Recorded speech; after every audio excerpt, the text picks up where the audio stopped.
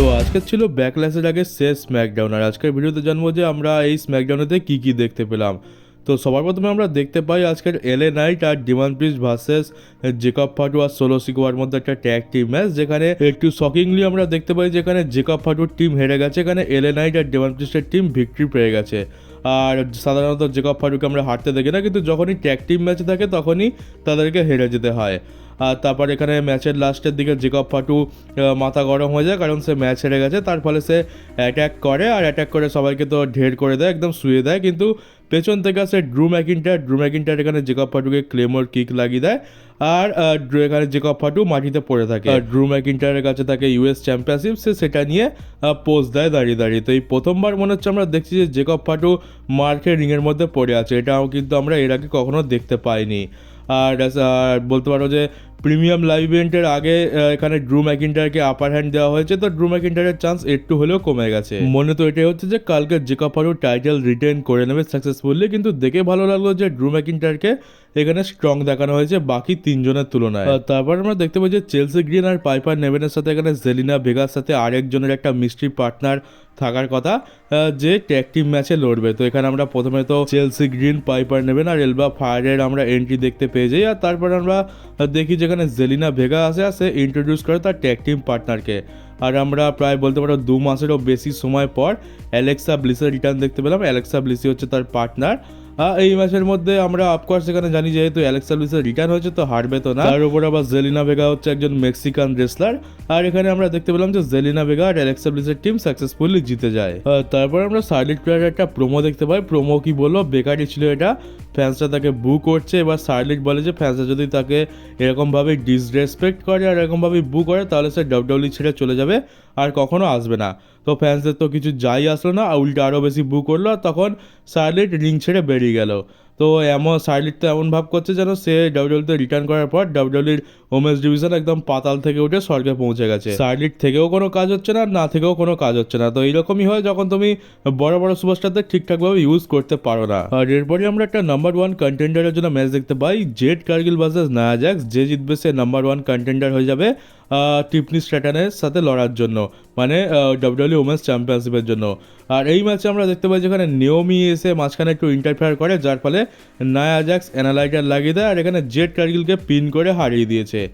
তো জেড কার্গিলের হাল কি বলবো, এখানে তো প্রথমে যখন জেড কার্গিল এসেছিল ভেবেছিলাম যে একে বিয়াঙ্কা ব্লেয়ারের মতো বুক করবে, তারপর দেখলাম যে একে তো ডাব্লিউডব্লিউ বিয়াঙ্কা ব্লেয়ারের থেকেও স্ট্রং দেখাচ্ছে, কিন্তু তারপর ভাবলাম যে একে বিয়াঙ্কা ব্লেয়ারের লেভেলে নামিয়ে দিয়েছে, কিন্তু তারপর এখন দেখছি যে তার থেকেও নিচে নামিয়ে দিয়েছে, কারণ বিয়াঙ্কা ব্লেয়ার তো তাও একটা দুটো ফিনিশারকে কিক আউট করে দেয়, কম করে একটা তো কিক আউট করে দেয়, কিন্তু জেড কার্গিল দেখলাম রেসলম্যানিয়ার আগেও দেখলাম আর এখনও রেসলম্যানিয়ার পর দেখছি একটা ফিনিশার পড়ার পরেই একদম দম বেরিয়ে যাচ্ছে আর কোনো কিক আউট করতে পারছে না। তো এরকম কীরকম বুকিং হলো, জেড কার্গিল এত বেশি স্ট্রং, তার সাথেও মাত্র একটা ফিনিশার খেয়ে কিক আউট করতে পারছে না, এটা তো তার ক্যারেক্টারের উপর বেশ এফেক্ট পড়ে। কম করে একটা ফিনিশার তো কিক আউট করা উচিত, যেমনটা আমরা ঠিক বিয়াঙ্কা ব্লেয়ারের ক্ষেত্রে দেখতে পাই। তো এই ছোটোখাটো জিনিসগুলোই মানুষের ক্যারেক্টারটাকে উইক বানিয়ে দেয়। আর এই নিয়ে জেড কার্গিল একটা নয় বরং দুখানা ম্যাচ এইভাবে হেরে গেল। তো এইটা থেকে তো আমাদের এমনটা ধারণা হয়ে যাবে যে জেড কার্গিলকে হারানো খুব একটা বড় ব্যাপার নয়, শুধুমাত্র একটু ডিস্ট্র্যাক্ট করো আর একটা ফিনিশার লাগিয়ে দাও, ব্যাস জেড কার্গিল হেরে যাবে। আর আজকে আমরা স্ট্রিট প্রফিটসের সাথে ফ্র্যাক্সিয়ামের একটা ম্যাচ দেখতে পাই, যেটা একটা নন টাইটেল ম্যাচ ছিল, যেখানে রেসলিং কোয়ালিটি আমরা খুব ভালো দেখতে পাই। যেখানে ফ্র্যাক্সিয়াম স্ট্রিট প্রফিটসকে হারিয়ে দেয়,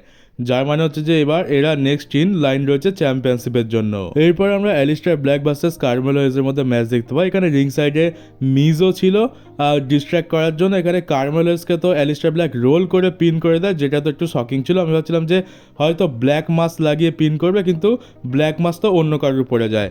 আর কার্মেলো এজকে তো এখানে রোল করে পিন করে দেয়, তারপর মিজ এখানে রিংয়ের মধ্যে ঢোকে, আর তখন ব্ল্যাক মাস্ক এখানে মিজের ওপর পড়ে যায়, আর যেটাকে মিজ খুব ভালো মতো সেলও করে। এরপর আমরা অ্যান্ড্রয়েড আর রে ফিনিক্স ভার্সেস হাম্বাটো কারিও আর এঞ্জেল গার্জার মধ্যে ম্যাচ দেখতে পাই। চারিদিকে শুধু মেক্সিকানদারি ছড়াছড়ি, এখানে রে ফিনিক্স হাম্বাটো কারিওকে পিন করে জিতে যায় ম্যাচটা।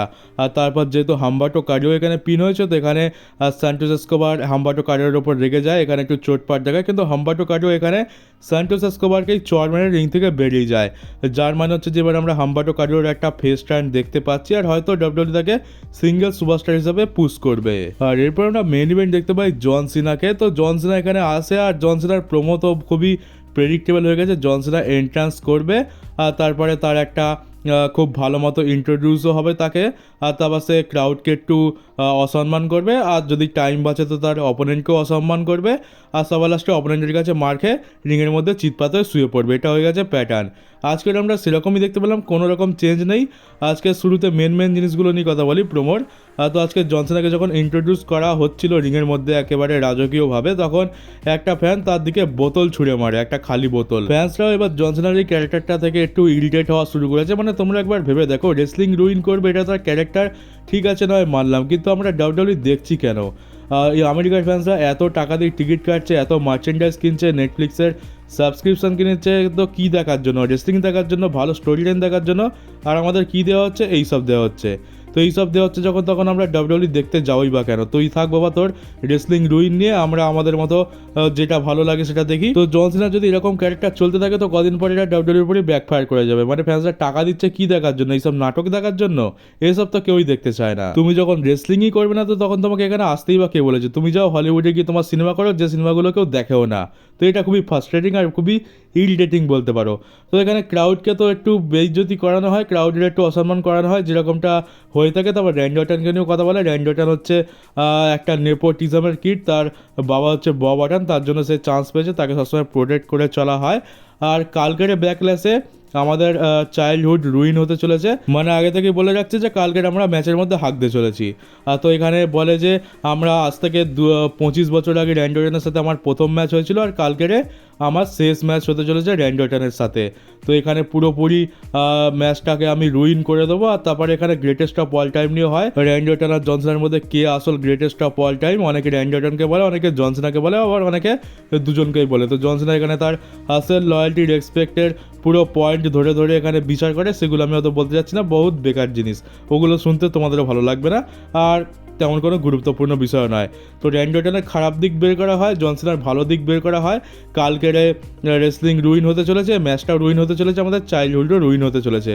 আর লাস্টের দিকে আসি, এখানে জন সিনার প্রোমো শেষ হয়ে যাওয়ার পর একটা গরিবের র্যান্ডি অর্টন আসে, মানে একটা নকল র্যান্ডি অর্টন আসে। নকল এই জন্য বলছি কারণ দেখো, এক তো যে এসেছিল সে কালো হুডি পরে র্যান্ডি অর্টনের মার্চেন্ডাইজ পরে এসেছিলো ঠিকই, কিন্তু তার মুখটা কালো কাপড় দিয়ে ঢাকা ছিল। আর উল্টে তার সাইজটাও র্যান্ডি অর্টনের থেকে অনেক ছোট, সে হাইটেও ছোট আর বডির দিক দিয়েও ছোটো ছিল। তো সে প্রথমে তো আর কেউ লাগাতে যায়, জন সিনা তাকেই অ্যাটিটিউড অ্যাডজাস্টমেন্ট লাগিয়ে দেয়। আর তারপরে যখন জন সিনা ভাবছে যে র্যান্ডি অর্টনকে তো মেরে শুয়ে দিয়েছি, এবার পোজ দেবো, তো তখন আসে পেছন থেকে অরিজিনাল র্যান্ডি অর্টন। তারপর অরিজিনাল র্যান্ডি অর্টনের কাছ থেকে আর কেউ খেয়ে যায়। আর প্রত্যেকবারের মতো এবারও চিটপটাং হয়ে টান হয়ে শুয়ে থাকে রিংয়ের মধ্যে। তো ব্যাস হয়ে গেল, এই হচ্ছে আমাদের আজকে স্ম্যাকডাউন। এখানেই সব কিছু শেষ হয়ে যায়। আর এই ছিল রেসলম্যানিয়া ব্যাকল্যাশের আগের শেষ স্ম্যাকডাউন। তো বলবো মোটামুটি ডিসেন্টই ছিল, খুব একটা তো খারাপ জিনিস দেখতে পাইনি, আর এমন নয় যে আমরা খুব ভালো জিনিসও দেখতে পেয়েছি। তোমাদের এটা দেখে মনে হবে না যে আমরা কালকের কোনো প্রিমিয়াম লাইভ ইভেন্ট হতে চলেছে, মনে হবে যেন একটা সিম্পল সাদামাটা শো। তো ঠিক আছে, এমনি তো পেপার ভিউ নিয়ে বেশি হাইপ নেই, আর স্ম্যাকডাউনে সেরকম ডেলিভার করেনি। তো দেখা যাক কালকের ব্যাকল্যাশ হবে, দেখে নেবো, যদি ভালো কিছু হয় তো ভালো, আর এমনিতে আশা তো আমরা এমনিতেও করছি না। আর তাছাড়া জন সিনাকে দোষ দিয়েও লাভ নেই, কারণ জন সিনা তো হিল টার্ন করতেও চায়নি, পুরো ঘটনা তো সামনে চলে এসছে, তাকে জোর জবরদস্তি হিল টার্ন করানো হয়েছে, আর এখন তাকে এরকম একটা ক্যারেক্টারও দেওয়া হয়েছে। তো যদি কেউ রেসলিং রুইন করে থাকে তাহলে হচ্ছে ওই দুখানা টাকলা, এই জন সিনার এখানে কোনো দোষ তো নেই। তো চলো এবার দেখা যাক কালকের শোতে আমাদের জন্য কি ওয়েট করছে, যদি কিছু ভালো হয় তো ভালো, আর না হলে তো প্রত্যেকটা শোতে হেগে বেড়ানো এদের চিরকালেরই অভ্যেস।